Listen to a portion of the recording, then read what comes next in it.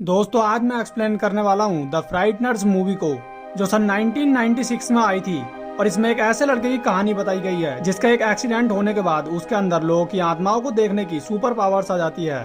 और एक जॉनी वारलेट नाम का एक सीरियल किलर मरने के बाद भी कई लोगों का मर्डर करने लगता है। अब फ्रैंक जॉनी वारलेट की आत्मा से लोगों को कैसे बचाता है, ये सब तो आपको स्टोरी में आगे पता चलेगा। तब तक के लिए अगर आपने हमारे चैनल को सब्सक्राइब नहीं किया है तो प्लीज हमारे चैनल को सब्सक्राइब करके नोटिफिकेशन बेल को ऑन जरूर कर लेना, ताकि आगे भी आपको हमारी वीडियोस की नोटिफिकेशन मिलती रहे।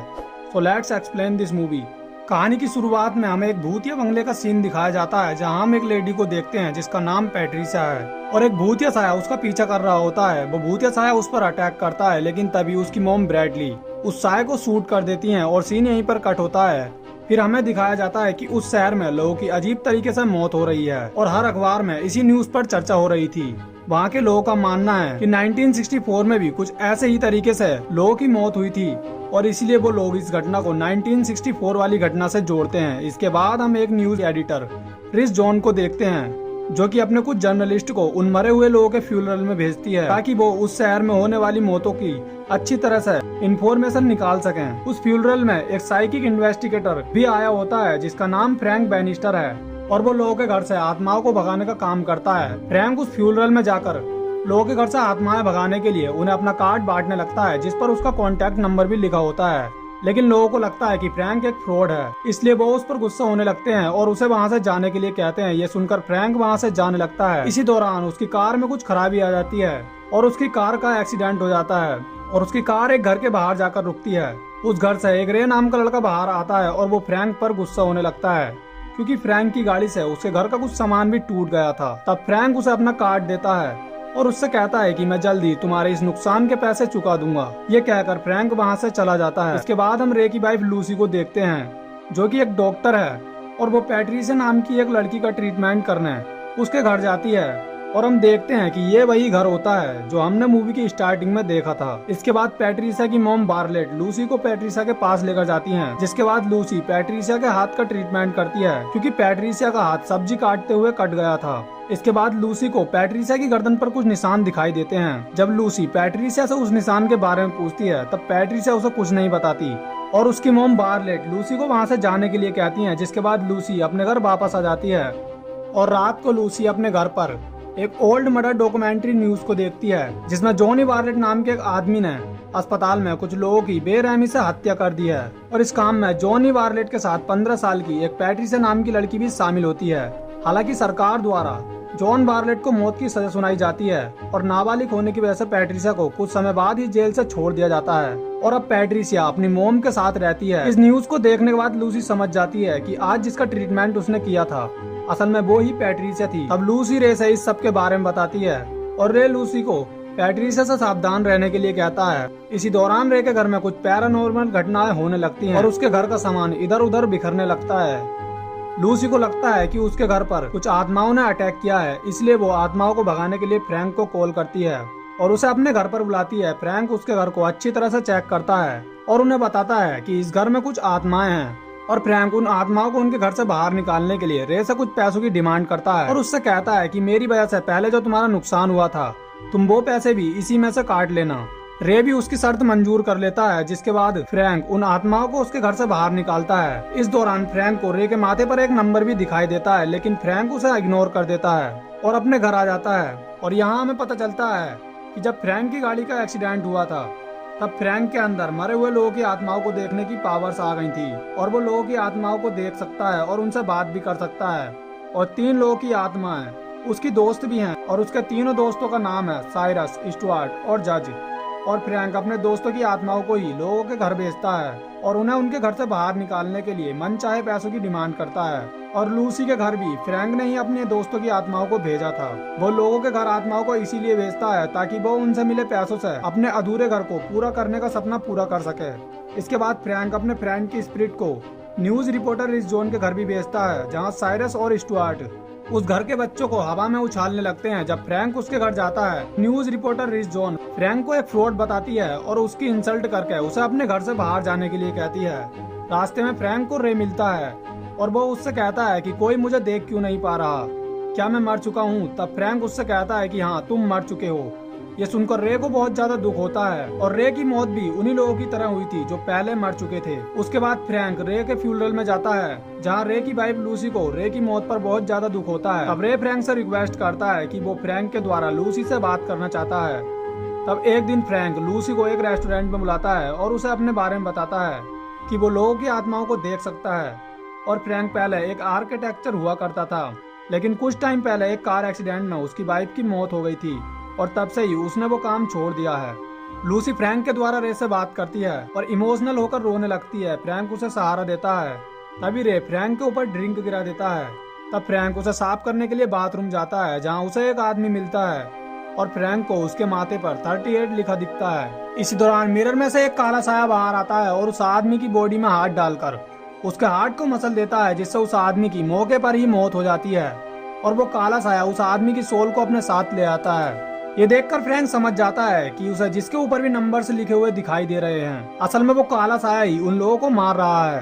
तब फ्रैंक उस रेस्टोरेंट से बाहर जाता है और उस काले साये का पीछा करने लगता है और उस मर्डर के लिए पुलिस फ्रैंक को ही जिम्मेदार समझती है और उस समय लूसी फ्रैंक के साथ थी, इसलिए पुलिस लूसी को भी अरेस्ट कर लेती है और उन्होंने इस केस को सॉल्व करने के लिए एक स्पेशल FBI ऑफिसर डेमर्स को बुलाया है। डेमर्स लूसी से पूछताछ करता है। तब लूसी उसे बताती है कि उसका इस मर्डर से कोई संबंध नहीं है। डेमर्स को शक था कि उस मर्डर के पीछे फ्रैंक का ही हाथ है।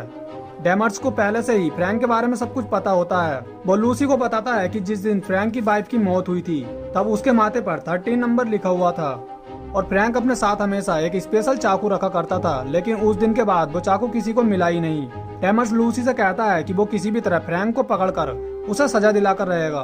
दूसरी तरफ फ्रैंक उस साये का पीछा करते हुए एक म्यूजियम में चला जाता है जहाँ उस साये ने पहले ही एक व्यक्ति को मार दिया है जिसके ऊपर 39 लिखा हुआ है और अब वो साया एक लेडी को मारने जा रहा है जिसके ऊपर 14 लिखा हुआ है। असल में वो लेडी कोई और नहीं बल्कि वही न्यूज रिपोर्टर होती है जिसने फ्रैंक की इंसल्ट की। अभी फ्रैंक को पकड़ने के लिए वहाँ पुलिस आ जाती है और वो साया भी उस लेडी को मारने के लिए आता है, लेकिन फ्रैंक किसी तरह उस लेडी को बचाने के लिए उसे अपने साथ ले जाता है। लेकिन वो साया अभी भी उसका पीछा नहीं छोड़ता और वो उस न्यूज रिपोर्टर रिस जॉन को मार देता है और पुलिस को लगता है कि उस लेडी का मर्डर भी फ्रैंक ने ही किया है, इसलिए वो उसे अरेस्ट कर लेती है और उसे जेल में डाल देती है। इसके बाद लूसी फ्रैंक के घर जाती है जहाँ वो फ्रैंक के फोन में एक कॉल रिकॉर्डिंग सुनती है जिसमें मिस्टर ब्रैडली फ्रैंक से अपनी बेटी पैट्रिसिया का शैतान से पीछे छुड़ाने के लिए उससे हेल्प मांगती है और उससे कहती है कि उस शैतान को उसकी बेटी ने ही बुलाया है। तब उस रिकॉर्डिंग को सुनने के बाद लूसी सीधा पैट्रिसिया के घर जाती है।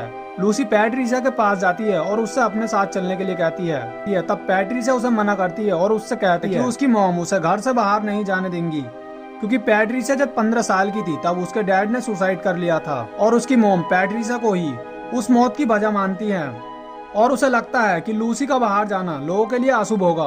ये दोनों एक दूसरे से बात कर ही रहे होते हैं, तभी वहाँ पैट्रिसिया की मॉम ब्रैडली आने लगती है और लूसी एक अलमारी में छुप जाती है जहाँ उसे फ्रैंक का वही स्पेशल नाइफ मिलता है जो कि उसकी वाइफ की मौत के समय गायब हो गया था। ये देखकर लूसी बहुत ज्यादा हैरान हो जाती है और चुपके से वहाँ जाने लगती है। वो साया लूसी पर भी अटैक करने आता है, लेकिन लूसी वहाँ से चली जाती है और अब वो काला साया रे की स्पिरिट पर अटैक करके उसे मार देता है। इसके बाद लूसी फ्रैंक से मिलने के लिए जेल में जाती है और उसे सारी बात बता देती है। इसी दौरान फ्रैंक को लूसी के माथे पर 41 नंबर लिखा हुआ दिखाई देता है और फ्रैंक समझ जाता है कि अब वो काला साया लूसी को मारने वाला है।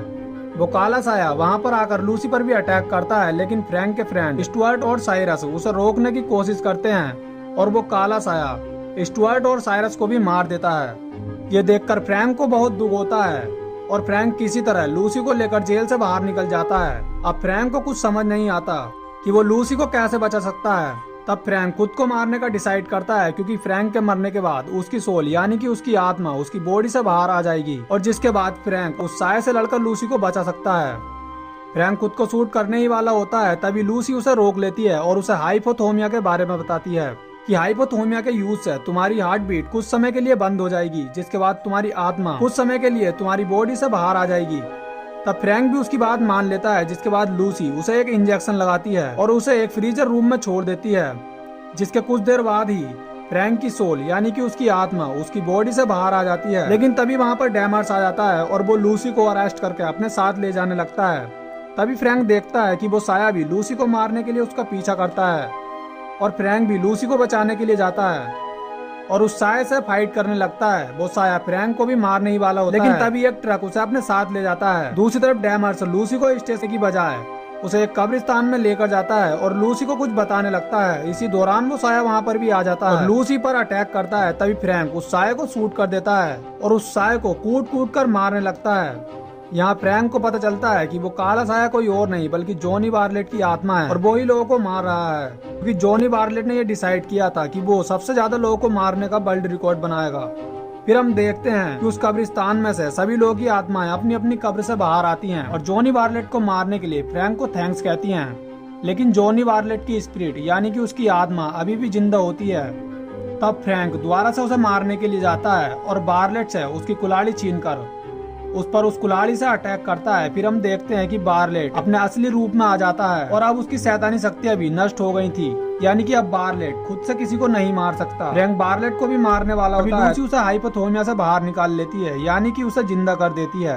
हाइपोथर्मिया से बाहर आने के बाद फ्रैंक लूसी को सारी बात बताता है और उससे कहता है कि जॉनी बार्लेट की आत्मा वापस आ चुकी है और अब वो लोगों को मारने के लिए पैट्रिसिया की हेल्प लेगा, इसलिए तुम जाओ और किसी तरह पैट्रिसिया को मेरे पास लेकर आओ। तब यह सुनकर लूसी सीधा पैट्रिसिया के घर जाती है और उसे अपने साथ चलने के लिए कहती है। इसी दौरान पैट्रिसिया की मॉम बार्लेट वहां आती हैं और वो पैट्रिसिया को बाहर जाने से मना करती हैं और लूसी पर बहुत ज्यादा गुस्सा होने लगती है। इसके बाद पैट्रिसिया ब्रैडली के पास जाती है और उसे मारकर वापस से नीचे आती है और लूसी से कहती है कि उसकी मॉम पैट्रिसिया को उसके साथ भेजने के लिए तैयार हो गई है।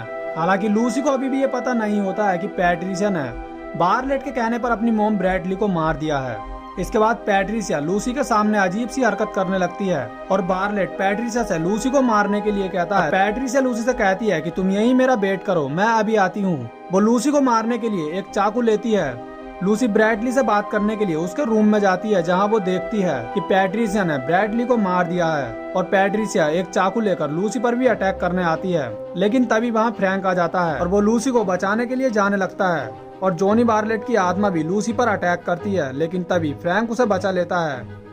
बार्लेट की आत्मा फ्रैंक पर भी अटैक करने की कोशिश करती है, लेकिन फ्रैंक उस पर अटैक करके उसकी आत्मा को एक बॉक्स में कैद कर लेता है और उसे अपने साथ लेकर चर्च में जाने लगता है। वो चर्च उसी हॉस्पिटल में होता है जहाँ सालों पहले जॉनी बार्लेट ने पैट्रिसिया के साथ मिलकर कई लोगों की हत्या की थी। पैट्रिसिया भी उन्हें मारने के लिए उस चर्च में पहुंच जाती है। फिर हम देखते हैं कि फ्रैंक को उस दिन की सारी घटनाएं अपनी आंखों से दिखाई देने लगती हैं कि कैसे उस दिन बार्लेट ने पैट्रिसिया के साथ मिलकर लोगों को बुरी तरह से मारा था।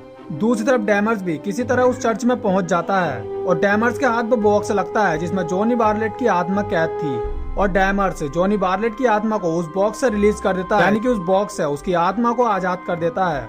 इतने में ही वहाँ पैट्रिसिया आ जाती है और वो फ्रैंक पर गोली चलाती है, लेकिन वो गोली सीधा जाकर डैमर्स को लगती है, जिससे डैमर्स की मौके पर ही मौत हो जाती है। इसके बाद पैट्रिसिया फ्रैंक को भी मारने की कोशिश करती है। इसी दौरान फ्रैंक अपनी वाइफ को देखता है और उसे पता चलता है कि एक्सीडेंट वाले दिन फ्रैंक की वाइफ को भी पैट्रिसिया और जॉनी बार्लेट ने ही मारा था। इसके बाद पैट्रिसिया फ्रैंक का गला दबाकर उसे मार देती है और अब बार्लेट पैट्रिसिया से लूसी को भी मारने के लिए कहता है। पैट्रिसिया लूसी को भी मारने ही वाली होती है, तभी फ्रैंक की सोल यानी कि उसकी आत्मा उसकी बॉडी से बाहर आती है और पैट्रिसिया और आत्मा को अपने साथ यमलोक ले जाने लगता है। फ्रैंक वहाँ अपने दोस्त साइरस और स्टुअर्ट को भी देखता है, जो उसे बताते हैं कि अभी तुम्हारी मौत का समय नहीं आया है और तुम अभी नहीं मरोगे। फ्रैंक वहाँ अपनी वाइफ को भी देखता है, जिसे देखकर फ्रैंक बहुत ज्यादा खुश होता है। इसके बाद हम देखते हैं कि बार्लेट और पैट्रिसिया एक नर्क में पहुंच जाते हैं और कुछ मॉन्स्टर उन्हें बुरी तरह से मार देते हैं। इसके बाद फ्रैंक की सोल दोबारा से उसकी बॉडी में प्रवेश करती है और फ्रैंक वापस से जिंदा हो जाता है। अब फ्रैंक को जिंदा देखकर लूसी बहुत ज्यादा खुश हो जाती है। इसके बाद हम देखते हैं कि लूसी फ्रैंक के साथ रहने लगती है और उसे एक ऑफिसर की गाड़ी में डैमर्स की आत्मा दिखाई देती है, जिससे हम समझ पाते हैं कि अब लूसी के अंदर भी आत्माओं को देखने की शक्ति आ गई है। और इसी के साथ ये मूवी यहीं पर खत्म हो जाती है।